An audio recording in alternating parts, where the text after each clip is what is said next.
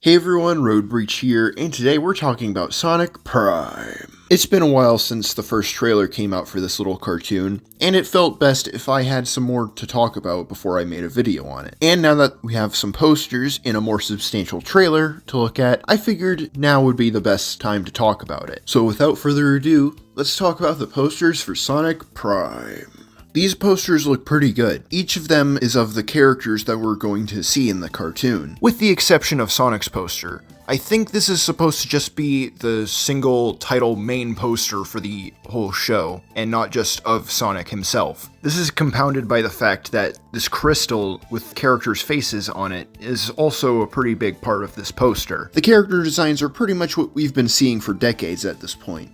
But if you look closely at the characters, you'll notice these fur textures over their bodies. Eggman is exempt from this for obvious reasons, but I did notice his jacket has some marbling all over it. I feel indifferent about these textures over the characters. They probably wanted to make these characters look more complex than how they usually look. This design aspect is pretty subtle, so you probably wouldn't have noticed it if I didn't tell you, but there's probably going to be some people that hate this even more than I hate Among Us. But there is one character design that stands out from the rest. One character that they probably felt the need to change for one reason or another, because her costume was a little It's Rouge the Bat if you couldn't tell. I've said this in the comments on this video, but I'll reiterate for everyone here. I know Rouge is designed very well, and the second you change anything about it, I will notice. I'm sure there's a couple of reasons why they felt the need to give her a new outfit.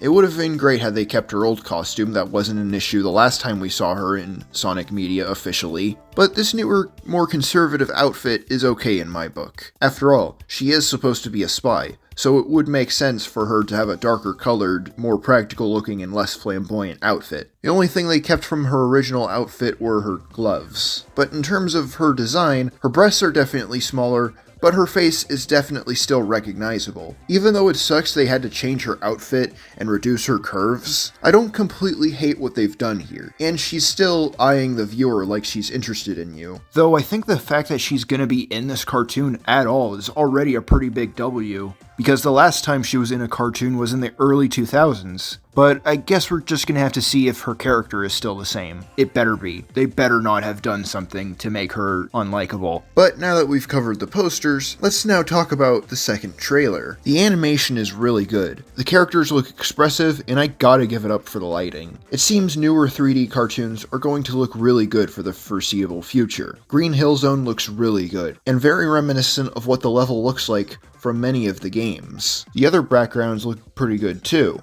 The only one that I feel is a little lacking is this cave that the characters fight in. The characters in motion look really good. It seems they either had a lot of money going into this, technology has gotten that good, or they had a lot of time to work on it. Though it's most likely all three.